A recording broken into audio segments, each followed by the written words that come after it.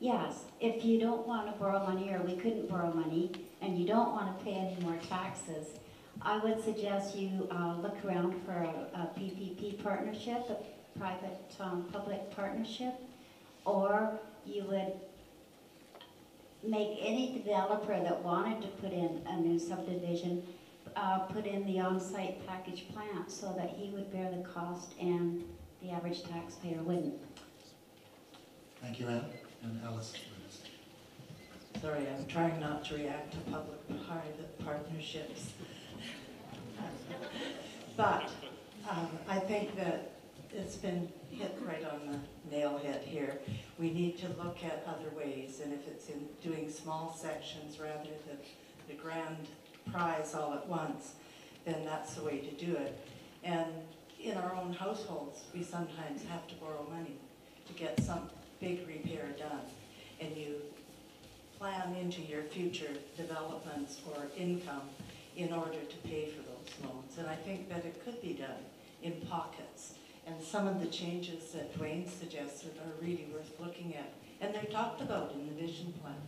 So I think that this community has looked at some of those ideas already, not just to rely on golden goose. Thank you. Thank you, Alice. And Mike. Difficult question, as everybody's mentioned, but I guess it depends on what type of infrastructure you're looking for. If you're looking for upgrading of roads in a given neighborhood, such as West Sechelt, that can be accomplished by the process of having a local improvement area, but it's increased taxes. By coincidence, somebody along McCulloch Road has just asked me, so I moved in 2 years ago and I got a gravel road. I want a paved road. I should have a paved road. I'm paying $8,000 in taxes. I'm sorry, you're paying probably $8,000 in taxes worth of gravel road. But if you want a paved road, you can have it. All you got to do is get, I think it's 50% of the people affected that carry over 50% of the assessed value of all the properties, and you've got your road. And those people are paying for it directly because they want it. Thank you, Mike. And borrow money, yes, you can. That's the first thing you can do.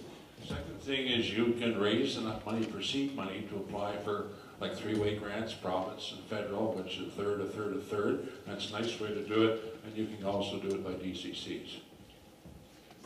thank you, Ed. And Fred. There's some straightforward way to raise money. It's very concerning that we might have only 5 years left with development on our sewage treatment system. Planning for sewage usually is 10, 20-year planning. We're behind the 8 ball, I think, in terms of this planning.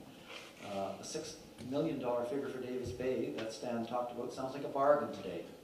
And indeed, anything we do will be a bargain in the future if we look ahead and do that planning. We have to get on with it. The federal provincial money is there. We need to successfully make application. It's very concerning when we're putting that kind of density down in Davis Bay. The whole hillside and that apartment are all on septic above the best beach in the community. And so we really need to be thoughtful about what we're doing and build some of the infrastructure, or we're going to be facing some serious problems in the future. Thank you, Fred. And Keith? Yeah, just can you clarify the question a bit for me? You're saying, how do we raise funds for infrastructure like sewer? What I'm saying is that all we've heard this evening is going for various levels of government to support the projects that you have in mind. But if it meant that you were coming back to the population for funding, support funding, one-third, for example, would you think in terms of raising taxes or issuing bonds, or what would you do? We're talking about sewers and roads. Well, infrastructure. Well, one of the things Sechelt hasn't done in a long time is a serious DCC review. And Tofino at the UBCM conferences last month, the town of Tofino raised their DCCs last year 19%. And that might not be totally popular with developers, but I'm of the opinion that taxpayers should not pay for new development. I mean, there's other things too, like the community forest. That has generated revenue for us. We haven't quite established a policy yet on where those proceeds could go, and if they are significant, where they will go. Could it go into infrastructure? I'm not quite sure yet. It's a brand new project that is generating revenue, made close to $1 million last year, and they paid back the majority of their debt. We still have the one share that's worth $180,000. They paid a dividend on that. So there is other options. Thanks, Keith. And I just happen to know that Tofino raised their DCCs a little bit more than 19%. They went from $4,000 per lot to $18,000 a lot in January. That's a big increase. Yeah, I guess, Bruce, they were looking south to Ucluelet and seeing what they were doing, and looking at the success story that Ucluelet has become in terms of all the services provided on, I think, a 3,000 person population. Are you a banker, or were you a banker? Because that's a very good question. Investment manager, okay.